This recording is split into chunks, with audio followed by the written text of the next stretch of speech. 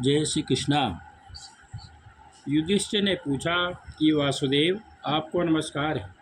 बैसाख मास के कृष्ण पक्ष में किस नाम की एकादशी होती है, उसकी महिमा का वर्णन कीजिए। तब भगवान श्री कृष्ण कहते हैं कि राजन, बैसाख कृष्ण पक्ष की एकादशी वरुथनी के नाम से प्रसिद्ध है। इस लोक और परलोक में भी सौभाग्य प्रदान करने वाली है। वरुथनी के व्रत से ही सदा सुख का लाभ और पाप की हानि होती है। यह समस्त लोगों को भोग और मोक्ष प्रदान करने वाली है। वरुथनी के ही व्रत से मानधाता तथा धुंधुमार आदि अन्य अनेक राजा स्वर्गलोक को प्राप्त हुए। जो 10,000 वर्षों तक तपस्या करता है, उसके समान ही फल वरुथनी के व्रत से भी मनुष्य प्राप्त कर लेता है। नव से घोड़े के दान से हाथी का दान श्रेष्ठ है। भूमि दान से भी बड़ा है। भूमि दान से भी अधिक महत्व तिल दान का है। तिल दान से बढ़कर स्वर्ण दान और स्वर्ण दान से बढ़कर अन्न दान है, क्योंकि देवता, पितर तथा मनुष्यों को अन्न से ही तृप्ति होती है। विद्वान पुरुषों ने कन्यादान को भी अन्न दान के ही समान बताया है। कन्यादान के तुल्य ही धेनु का दान है।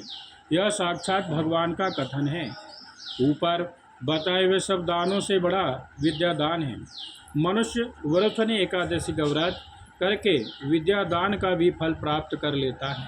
जो लोग पाप से मोहित होकर कन्या के धन से जीविका चलाते हैं, वे पुण्य का क्षय होने पर यातनामय नरक में जाते हैं। अतः सर्वथा प्रयत्न करके कन्या के धन से बचना चाहिए, जो अपने काम में नहीं लाना चाहिए। जो अपनी शक्ति के अनुसार आभूषणों से विभूषित करके पवित्र भाव से कन्या का दान करता है, उसके पुण्य की संख्या बताने में चित्रगुप्त भी असमर्थ हैं।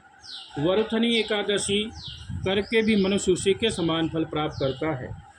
व्रत करने वाला वैष्णव पुरुष 10वीं तिथि को कांस, उड़द, मसूर, चना, कोदो, साग, मधु, दूसरे का अन्न, 2 बार भोजन तथा मैथुन, इन 10 वस्तुओं का परित्याग कर दे। एकादशी को जुआ खेलना, नींद लेना, पान खाना, दातून करना, दूसरे की निंदा करना, चुगली करना, चोरी, हिंसा, मैथुन, क्रोध तथा असत्य भाषण, इन 11 बातों को त्याग दें।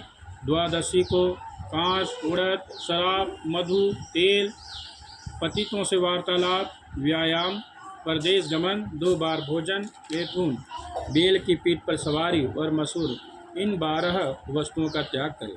राजन, इस विधि से वरुथनी एकादशी की जाती है।